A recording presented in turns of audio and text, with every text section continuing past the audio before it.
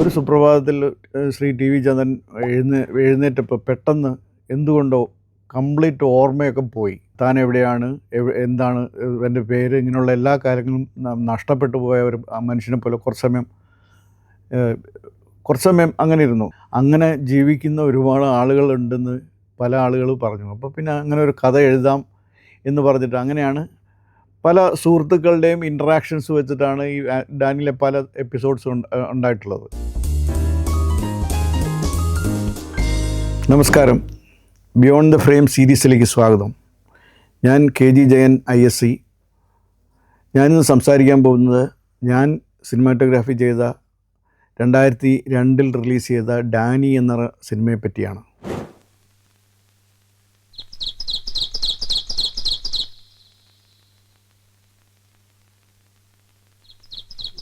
ഡാനിയുടെ ഒരു പ്രത്യേകത എന്ന് വെച്ചിട്ടുണ്ടെങ്കിൽ ഡാനി സാധാരണ ഒരു കൺവെൻഷണൽ സിനിമയുടെ രീതിയിലല്ല തുടങ്ങുന്നത് തന്നെ. എന്ന് പറഞ്ഞിട്ടുണ്ടെങ്കിൽ ഡാനി എന്ന് പറഞ്ഞ കഥാപാത്രത്തിന് മമ്മൂട്ടി രംഗത്ത് വന്ന് അഭിനയിപ്പിക്കുകയാണെന്ന് പറയുന്നത്. അപ്പോൾ സിനിമയുടെ ഒരു തുടക്കത്തിൻ്റെ ഫസ്റ്റ് ഷോട്ട് തന്നെ മമ്മൂട്ടീനെ മേക്കപ്പ് ചെയ്യുന്ന ഒരു ക്ലോസപ്പിലാണ് ആ ഷോട്ട് തുടങ്ങുന്നത്. Hello Margaret. Hello professor, my husband Ranbir Singh Kheron. അറിയാലോ, മമ്മൂട്ടിയാണ്. Daniel Thomson. അന്ന് ഞങ്ങളിത് ഷൂട്ട് ചെയ്ത വാഗമൺ എന്ന് പറഞ്ഞ സ്ഥലത്താണ്. അപ്പോൾ അന്ന് പെട്ടെന്ന് ഈ ഷൂട്ടിംഗ് നടന്നുകൊണ്ടിരിക്കുമ്പോൾ പെട്ടെന്ന് ആ പർട്ടിക്കുലർ ഒരു മോമെൻ്റ് വന്നപ്പോൾ ഇതുവരെ വീൽ ചെയറിലിരുന്ന ഡാനി പെട്ടെന്ന് എഴുന്നേറ്റ് വീൽ ചെയർ മടക്കി വെച്ചിട്ട് നടന്നു പോകും. അപ്പം അവിടെ വരുമ്പോൾ ഈ എഴുന്നേൽക്കുന്നതിന് ജസ്റ്റ് മുമ്പ് ലൈറ്റ് ഡള്ളായിട്ട് പിന്നെ ലൈറ്റ് ഫുൾ ബ്രൈറ്റ് ആവും വീണ്ടും. അപ്പോൾ ഈ ലൈറ്റ് ഡള്ളാവുന്ന ഒരു പ്രോസസ്സിലാണ് ഡാനി എഴുന്നേൽക്കുന്നതും. അപ്പോഴാണ് നമുക്ക് മനസ്സിലാവുന്നത് ഡാനിക്ക് നടക്കാൻ പറ്റും എന്നുള്ള കാര്യം. അപ്പോൾ അങ്ങനെയുള്ളൊരു സീനുണ്ട്. അപ്പോൾ അത് നമ്മൾ ഡെലിബറേറ്റായിട്ട് ചെയ്തതല്ലെങ്കിലും ഭയങ്കര രസകരമായിട്ട് അത് വന്നു അവസാനം വന്നപ്പോൾ. പിന്നെ ആ സീനിൽ വരുമ്പോൾ വെച്ചിട്ടുണ്ടെങ്കിൽ ഒരു സ്റ്റേജ് പ്ലേ പെട്ടെന്ന് അവസാനിപ്പിച്ചിട്ട് വീണ്ടും റിയൽ ലൈഫിലേക്ക് വരുന്ന പോലെ. അപ്പോൾ അങ്ങനെയാണ് ആ സീൻ തീരുന്നത്.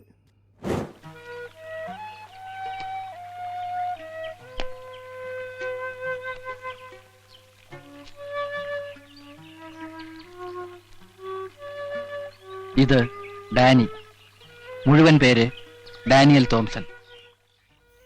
ഡാനിയുടെ ഒരു കഥന രീതി എന്ന് പറയുന്നത് എപ്പോഴും ഒരു കമൻട്രി കൂടെ ഉണ്ടായിരുന്നു. ഓരോ സംഭവങ്ങൾക്കും ഒരു കമൻട്രി കൂടെ ഉണ്ട്. അങ്ങനെയാണ്. അപ്പോൾ ഈ വിവരണ പാഠം മുഴുവൻ എഴുതിയത് ചിന്തരവി എന്ന് പ്രസിദ്ധനായിട്ടുള്ള മലയാളത്തിലെ ഏറ്റവും നല്ല മലയാളം ഗദ്യ സാഹിത്യം എഴുതുന്ന ഒരാളാണ് ചിന്തരവി എന്നാണ് ഞാൻ വിശ്വസിക്കുന്നത്. അദ്ദേഹമാണ്. അതുപോലെ അത് സിനിമയിൽ അതിൻ്റെ ശബ്ദം നൽകിയിട്ടുള്ളത് പ്രസിദ്ധനായിട്ടുള്ള നടൻ മിസ്റ്റർ MR ഗോപകുമാറാണ്. ഈ കമൻട്രിയുടെ ഒരു പ്രത്യേകത എന്താണെന്ന് വെച്ചിട്ടുണ്ടെങ്കിൽ ഡാനിയുടെ ജീവിതത്തിൽ സംഭവിക്കുന്ന എല്ലാ സംഭവങ്ങളുടെ സമയത്തും മലയാള ചരിത്രത്തിൽ അല്ലെങ്കിൽ ഇന്ത്യയുടെ ചരിത്രത്തിൽ എന്തെങ്കിലും പ്രധാനമായിട്ടുള്ള ഒരു കാര്യം സംഭവിച്ചിട്ടുള്ള ഒരു ദിവസമാണ് ഡാനിയുടെ ജീവിതത്തിലും ഒരു പ്രത്യേക മാറ്റങ്ങൾ വന്നിട്ടുള്ളത് എന്നുള്ള രീതിയിലാണ് അങ്ങനെ വന്നത്. ഡാനിയുടെ ഒന്നാമത്തെ റീലിൻ്റെ എൻഡിൽ വരുമ്പോഴാണ് അതിൻ്റെ ടൈറ്റിൽസ് വരുന്നത്. ഒന്നാമത്തെ റീല് കഴിഞ്ഞിട്ട് രണ്ടാമത്തെ റീലാകുമ്പോഴാണ് ശരിക്കും രണ്ടാമത്തെ റീല് ടൈറ്റിലോട് കൂടിയാണ് തുടങ്ങുന്നത്. അപ്പോൾ റീലെന്ന് പറഞ്ഞിട്ടുണ്ടെങ്കിൽ ശരിക്കും പറഞ്ഞിട്ടുണ്ടെങ്കിൽ 10 മിനിറ്റുള്ള ഒരു ഫിലിം റോളിനെയാണ് നമ്മൾ ഒരു റീലെന്ന് പറയുക. അപ്പോൾ ഒന്നാമത്തെ റീൽ വരെ കംപ്ലീറ്റ് സ്ട്രെയിറ്റ് ലൈൻ നരേറ്റീവായിട്ടുള്ള സ്റ്റോറി ആയിട്ട് ഡാനിയുടെ ഒരു ഇൻസിഡൻറ്റ് പറഞ്ഞു വരുവാണ്.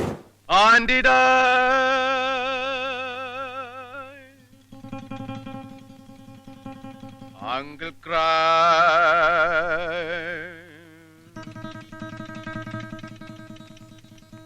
people watching,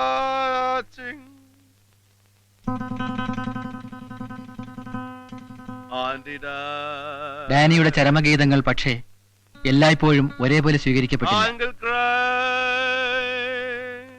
ഒന്ന് പോടാപ്പാ. ഇതിൻ്റെ ഒരു തമാശ എന്ന് വെച്ചിട്ടുണ്ടെങ്കിൽ നാഷണൽ അവാർഡിന് വേണ്ടിയിട്ട് ഈ പടം സ്ക്രീൻ ചെയ്യുമ്പോൾ എന്നോട് പിന്നെ ഒരാൾ പറഞ്ഞതാണത്. നമ്മൾ മലയാളികളല്ലാത്ത ഒരുപാട് പേര് ജൂറി മെമ്പേഴ്സ് കാണുമല്ലോ നാഷണൽ അവാർഡാകുമ്പോൾ. അപ്പോൾ അവരൊക്കെ ഭയങ്കരമായിട്ട് ഇഷ്ടപ്പെട്ട ഒരു രംഗമാണിത്. എന്ന് വെച്ചിട്ടുണ്ടെങ്കിൽ അവരിത് പിന്നെ കുറേ നാളത്തേക്ക് ഇത് പാടി നടക്കുകയൊക്കെ ചെയ്യുമായിരുന്നു. അങ്ങനെ രസകരമായിട്ടുള്ളൊരു സംഭവമുണ്ട് ഇതിൻ്റെ അകത്ത്. ഇതിൽ തന്നെ പറയുന്ന പോലെ ഈ ഡാനിക്ക് ഇംഗ്ലീഷൊന്നും അറിഞ്ഞിടാം. ഡാനിക്ക് അറിയാവുന്ന ഒരു ഭാഷയിൽ ആണ് ഈ പാട്ടുകളൊക്കെ ഉണ്ടാക്കിയിട്ടുള്ളത്. തന്റെ സ്വത്ത് മുഴുവൻ മാർഗരറ്റിന്റെയും ഡാനിയുടെയും പേരിൽ കൂട്ടായി എഴുതി വെച്ചാണ് ചവരോ മുതലാളി പോയത്. ഇങ്ങനെ ഒരു രക്ഷയെങ്കിലും നൽകിയില്ലെങ്കിൽ മാർഗരറ്റ് ഡാനിയെ ഒഴിവാക്കുമെന്ന് നല്ലവനായ ചവരോ കരുതിയിരുന്നു പോകും.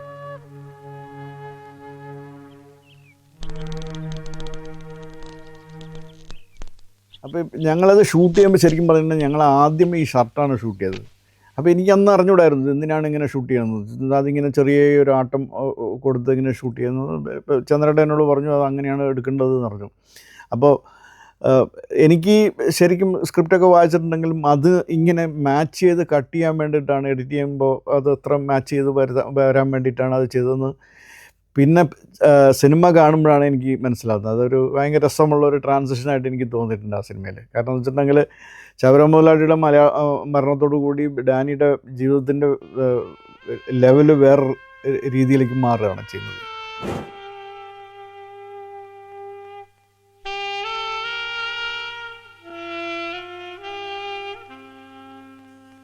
ഡാനി സിനിമയുടെ മ്യൂസിക് ചെയ്തിട്ടുള്ളത് ജോൺസൺ മാഷാണ്.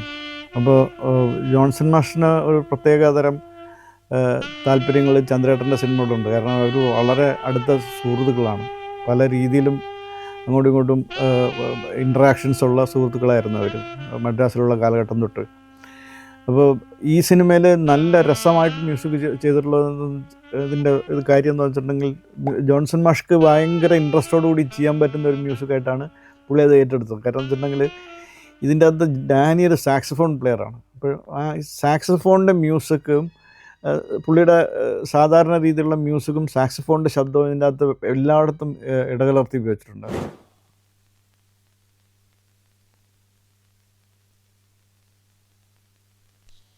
ഡാനി ഷൂട്ട് ചെയ്തത് ചിത്രാഞ്ജലിയുടെ അന്നത്തെ ഒരു പാക്കേജ് ഡീൽ എന്ന് പറഞ്ഞിട്ടുള്ള ഒരു പരിപാടി ഉണ്ടായിരുന്നു. അതനുസരിച്ചാണ് ഷൂട്ട് ചെയ്തത്. എന്ന് വെച്ചിട്ടുണ്ടെങ്കിൽ നമ്മൾ കുറച്ച് പൈസ അവിടെ കൊണ്ടുപോയി അടച്ചിട്ടുണ്ടെങ്കിൽ നമുക്ക് എല്ലാ സാങ്കേതിക ഫെസിലിറ്റീസും തരും.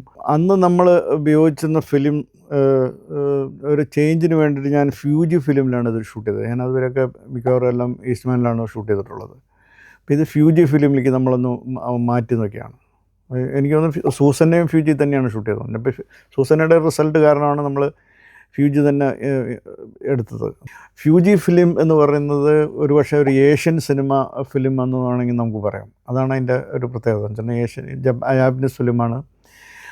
അത് ഈ ഒരു ഏഷ്യൻ ലാൻഡ്സ്കേപ്പിനും ഏഷ്യൻ ലൈറ്റ് കണ്ടീഷനും വേണ്ടിയിട്ടുള്ളതാണ്. അതിൻ്റെ കൊടാക്ക് നമ്മൾ ഉപയോഗിക്കുമ്പോൾ അതിനൊരു യൂറോപ്യൻ ചായ ഉണ്ട്. യൂറോപ്യൻ ചായ എന്ന് പറഞ്ഞിട്ടുണ്ടെങ്കിൽ അതിനൊരു വല്ലാത്ത പേസ്റ്റൽ ക്വാളിറ്റി ഉണ്ട്. ഇതിപ്പോൾ ചന്ദ്രേട്ടനായിട്ടുള്ള ഡിസ്കഷനിലാണ് നമ്മൾ ഈ ഫ്യൂജി ഫിലിമിലേക്ക് മാറാമെന്ന് തീരുമാനിക്കുന്നത്. അപ്പോൾ അതിൻ്റെ കാര്യം എന്ന് വെച്ചിട്ടുണ്ടെങ്കിൽ അത്ര ഗ്ലാമറൈസ് ചെയ്യരുത് ഷോട്ടുകളെന്ന് പറഞ്ഞിട്ടൊരു ഇൻസ്ട്രക്ഷൻ എന്നോടുണ്ടായിരുന്നു. എന്ന് പറഞ്ഞിട്ടുണ്ടെങ്കിൽ ഇപ്പോൾ മമ്മൂട്ടിയെ പോലുള്ളൊരു നടൻ അല്ലെങ്കിൽ കൂടെ വരുന്ന നടികളും അവരൊക്കെ സാധാരണ സ്ക്രീനിൽ നമ്മൾ കാണുമ്പോൾ സിനിമയിൽ കാണുന്ന ഇതിലെന്ന് വെച്ചിട്ടുണ്ടെങ്കിൽ ഒരു ഹൈലി ഗ്ലാമറസ്ഡ് ആയിട്ടുള്ള ഒരു ലൈറ്റിംഗ് സ്കീമിൽ ഭയങ്കര സുന്ദരന്മാരും സുന്ദരികളൊക്കെ ആയിട്ട് തോന്നുന്ന രീതിയിലുള്ള ഒരു ഇതായിരുന്നു. ആ രീതിയിൽ ഡാനിയുടെ ഒരു ഇതെന്ന് പറഞ്ഞുള്ള രീതിയിൽ ഒരു കുറച്ചും കൂടി റഫായിട്ടുള്ള അല്ലെങ്കിൽ കുറച്ചും കൂടി അത്ര സോഫ്റ്ററായിട്ടുള്ള സ്മൂത്തായിട്ടുള്ള ഒരു ലൈറ്റിംഗ് സ്കീം വേണ്ട നമുക്ക് എന്നുള്ളൊരു രീതിയിലാണ് പറഞ്ഞത്. അപ്പോൾ ആ രീതിയിലാണ് നമ്മളത് ഫോളോ ചെയ്തിട്ടുണ്ടായിരുന്നത്.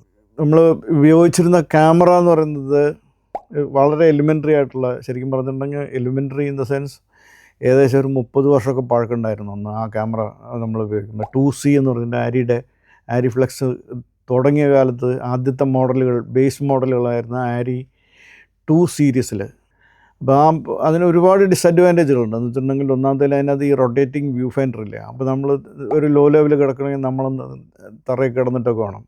പക്ഷേ എനിക്ക് ഏകദേശം പറയാവുന്നതെന്ന് വെച്ചിട്ടുണ്ടെങ്കിൽ ഞാൻ 5-6 സിനിമകൾ ആ ടൈപ്പ് ക്യാമറ വെച്ച് ചെയ്തിട്ടുണ്ട്. അപ്പോൾ അതൊരു ഇൻട്രസ്റ്റിംഗ് എക്സ്പീരിയൻസ് ആണ്. എന്ന് വെച്ചിട്ടുണ്ടെങ്കിൽ എല്ലാവരും കൂടി ഉള്ളൊരു വലിയ വർക്കിൻ്റെ അകത്താണ് ഈ സിനിമ നടന്നു പോകുന്നത്.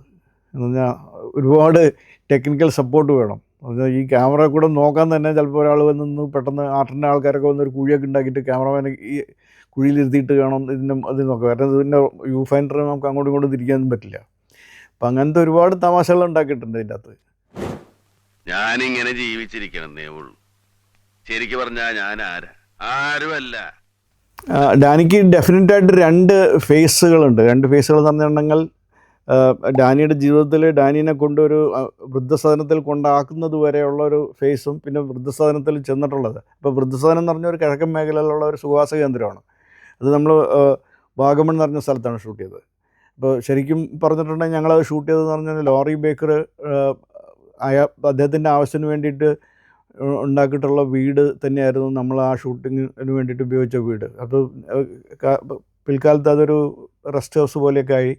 അപ്പോൾ അതിന് 2-3 കോട്ടേജുകളൊക്കെ ഉണ്ടാക്കിയിട്ടുണ്ടായിരുന്നു. അപ്പോൾ നമ്മൾ ബേസിക്കലി ആ സ്ഥലത്ത് തന്നെയാണ് ഷൂട്ട് ചെയ്തത്. വാഗമണി വന്നു കഴിഞ്ഞപ്പോൾ നമ്മുടെ കാലാവസ്ഥയുടെ വ്യത്യാസം കൊണ്ട് വിഷ്വൽസ് കുറേ കൂടി ഇൻട്രസ്റ്റിംഗ് ആയിട്ടുള്ള വിഷ്വൽസ് വന്നു. കുറേ കൂടി സോഫ്റ്റർ ആയിട്ടുള്ള ലൈറ്റായി. അപ്പോൾ ആ ഒരു കഥയുടെ ഒരു സെക്കൻഡ് ഹാഫിൽ ലൈറ്റിങ്ങിൽ നമ്മൾ ഡെലിബറേറ്റ് ആയിട്ട് ചെയ്യാണ്ടാണെങ്കിൽ പോലും അത് ഒരു വളരെ സോഫ്റ്ററായിട്ടുള്ള ഒരു ലൈറ്റിംഗ് സ്കീമിലേക്ക് അത് മാറി. അപ്പോൾ ആ ലൈറ്റിംഗ് സ്കീമിന് അതിൻ്റെ അതൊരു പെട്ടെന്നൊരു മീനിങ്ങും വരുന്നുണ്ട്. കാരണം വെച്ചിട്ടുണ്ടെങ്കിൽ അവിടെ വെച്ചിട്ടാണ് മല്ലിക സരാഭായ് അവതരിപ്പിക്കുന്ന കഥാപാത്രത്തിന് ഡാനി കാണുന്നത്. അപ്പോൾ ഡാനിയുടെ ജീവിതത്തിൽ വേറൊരു രീതിയിലുള്ള ഒരു ബന്ധം വരുന്നത് എന്ന് പറഞ്ഞാൽ ഒരു സ്നേഹത്തിൻ്റെ ഒരു കാലത്തും സ്നേഹം കിട്ടാത്ത ഒരാളെ പോലെയാണ് ഡാനി നടക്കുന്നത്.